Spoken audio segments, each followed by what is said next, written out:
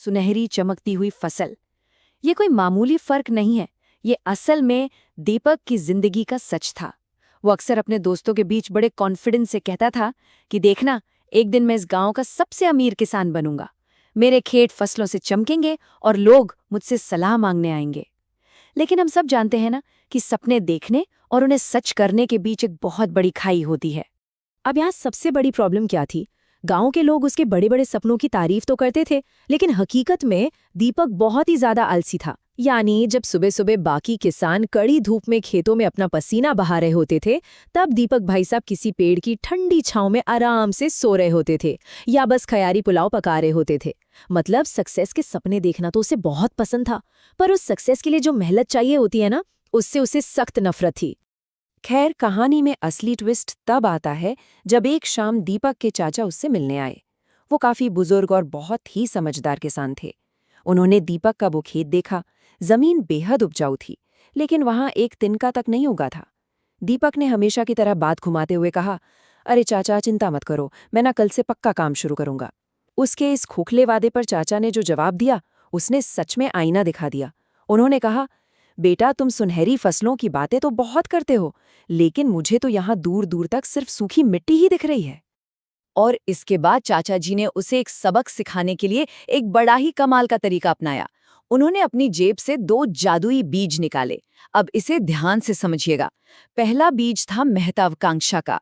चाचा ने समझाया कि इस बीज को रोज पानी और डिसिप्लिन चाहिए होता है, मेहनत लगती है, लेकिन जब ये बड़ा होता है तो फल, छांव और धन सब कुछ देता है। दूसरा बीज था आलस का। इसे किसी देखभाल की जरूरत नहीं थी, ये खुद ब खुद बहुत तेजी से बढ़ता है और पूरे खेत में जंगली घास की तरह फैलकर बाकी सब कुछ खत्म कर देता है। फैसला अब दीपक के हाथ में था। तो अब प्रैक्टिकली सोचिए कि आगे क्या हुआ होगा। दीपक ने मन में तो यही तय किया कि वो महत्वाकांक्षा वाला बीज ही बोएगा, लेकिन अगले कुछ हफ्तों में जो हुआ वो बिल्कुल वही था जो हमेशा से होता आया था। पहले हफ्ते में उसने वही पुराना बहाना बनाया, मैं कल से करूंगा, और सो गया। दूसरे हफ्ते में दोस्तों के साथ गप्पे मारने में वक्त निकाल दिया। उसने दोनों बीज बस ऐसे ही मिट्टी में फेंक दिए थे और उनकी कोई परवाह नहीं की। और फिर जब तीसरा हफ्ता आया, तीसरे हफ्ते जब दीपक अपने खेत पहुंचा, तो वहां का नज़ारा सच में झकझोर देने वाला था। आलस का वो बीज इतनी तेजी से बढ़ चुका था कि पूरे खेत में जंगली घास फैल चुकी थी। यहां से एक बहुत ही आई ओपनिंग बात निकल कर आती है। आलस सिर्फ आराम करना या फ्री बैठना नहीं है, ये असल में एक आक्रामक, तेजी से फैलने वाली घास है जो बिना पानी के भी आपके सपनों का दम घोट देती है।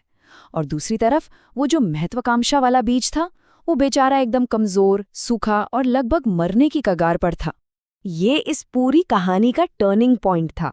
दीपक बिल्कुल टूटकर घुटनों के बल जमीन पर गिर पड़ा। उस मरते हुए महत्वाकांक्षा के बीज को हाथ में लिया तो उसकी आंखों में आंसू थे, क्योंकि उसे पहली बार ये गहरी बात समझ में आई थी कि सिर्फ बड़े सपने देख लेना ही काफी नहीं होता।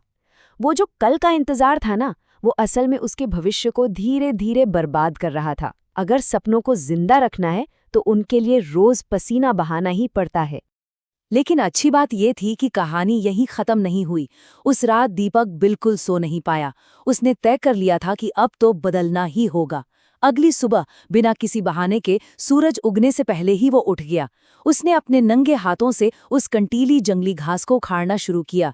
पीठ में भयंकर दर्द था, हाथों से खून निकल रहा था, लेकिन इस बार वो रुका नहीं। वो लगातार हर रोज उस छोटे से महत्वाकांक्षा के बीज को पानी देता और बिना थके मेहनत करता रहा। और जैसा कि हम सब जानते हैं, कंसिस्टेंसी हमेशा अपना असर दिखाती है। धीरे धीरे वो मरने वाला छोटा सा बीज एक मजबूत पौधे में बदला और देखते ही देखते एक विशाल पेड़ बन गया। एक ऐसा पेड़ जो अब उसे बहुत सारे फल, ठंडी छांव और सच्चा धन दे रहा था। दीपक अब पहले वाला दीपक नहीं रहा था।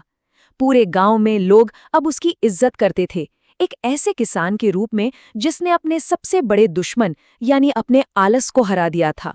उसके रोज के डिसिप्लिन ने सच में एक चमत्कार कर दिया था। तो इस पूरे विश्लेषण के बाद हमें अपने आप से क्या पूछना चाहिए? दीपक की ये कहानी सिर्फ किसी एक गांव या एक इंसान की नहीं है, ये हम सबकी कहानी है।